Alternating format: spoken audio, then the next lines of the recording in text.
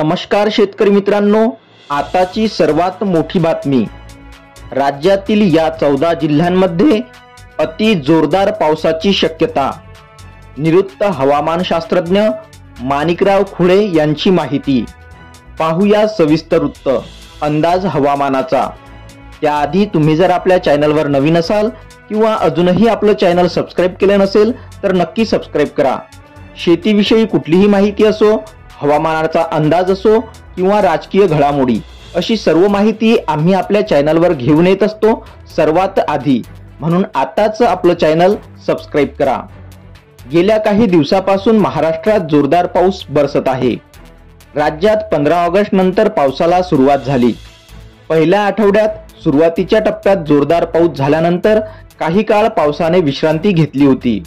मात्र दुसऱ्या पंधरवड्यात पावसाने खऱ्या अर्थाने धुमाकूळ घातला आहे। सर्वत्र जोरदार स्वरूपाचा पाऊस बरसत आहे। काही ठिकाणी अक्षरशः अतिवृष्टीसारखा पाऊस होत आहे। यामुळे धरणामधील पाण्याची आवक जलद गतीने वाढत असून राज्यातील काही प्रमुख धरणांमधून पुन्हा एकदा पाण्याचा विसर्ग सुरू करण्यात आला आहे। त्यामुळे नदी नाल्याला पुराचे स्वरूप प्राप्त झाले आहे। जास्तीच्या पावसामुळे काही ठिकाणी सर्वसामान्य जनजीवन पुन्हा एकदा विस्कळीत होण्याची भीती व्यक्त केली जात आहे। या पावसाचा शेतकऱ्याच्या शेती पिकांना देखील मोठा फटका बसत आहे।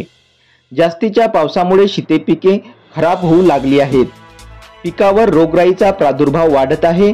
अशातच भारतीय हवामान खात्यातील निवृत्त हवामानशास्त्रज्ञ माणिकराव खुळे यांनी राज्यातील पावसासंदर्भात मोठी अपडेट दिली आहे।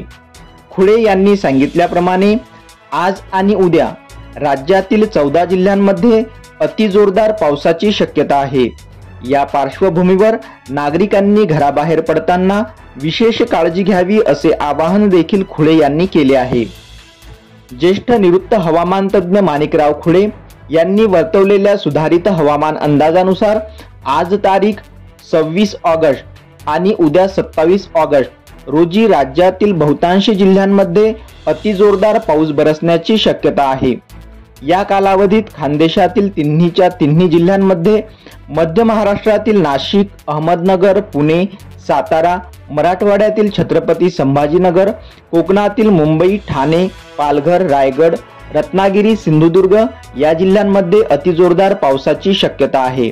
या पार्श्वभूमीवर या संबंधित 14 जिल्ह्यांना सतर्कतेचा इशारा देण्यात आला आहे। निवृत्त हवामानशास्त्रज्ञ माणिकराव खुळे यांनी या संबंधित जिल्ह्यातील नागरिकांनी आज आणि उद्या अतिजोरदार पावसाची शक्यता असल्याने घराबाहेर पडताना विशेष काळजी घ्यावी असे आवाहन केले आहे।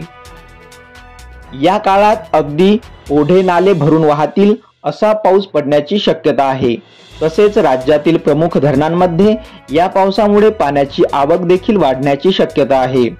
या कालावधीत महाराष्ट्रातील यवतमाळ, गोंदिया, भंडारा, वर्धा, नागपूर, चंद्रपूर, वाशिम, अमरावती, अकोला, बुलढाणा, हिंगोली, नांदेड, सांगली, सातारा, उस्मानाबाद, बीड, लातूर, परभणी, कोकण, पुणे, पंढरपूर, अहमदनगर, नाशिक, संगमनेर, शिर्डी, राहाता, गंगापूर, वैजापूर, मालेगाव, जळगाव, जामोद, धुळे, नंदुरबार, संभाजीनगर, पारोळा, साक्री, जळगाव तसेच जालना या भागात पावसाची शक्यता आहे आणि पाऊस लवकरच विश्रांती घेणार असा सुद्धा अंदाज हवामान विभागाकडून आला आहे।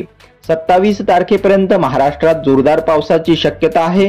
मात्र यानंतर महाराष्ट्रातील हवामान कोरडे होणार आहे। 28 ते 30 ऑगस्ट पर्यंत महाराष्ट्रात कडक सूर्यदर्शनाची शक्यता आहे। या काळात राज्यातील हवामान प्रामुख्याने कोरडे राहील, पाऊस पडणार नाही असे पंजाबरावांचे म्हणणे आहे। पण 31 ऑगस्ट पासून पुन्हा एकदा राज्यात पावसाला सुरुवात होणार आहे। 31 ऑगस्ट ते 4 सप्टेंबर या दरम्यान राज्यात पुन्हा एकदा मुसळधार पावसाची शक्यता वर्तवण्यात आली आहे। अशाच नवनवीन माहितीसाठी चॅनलला नक्की सबस्क्राइब करा। धन्यवाद।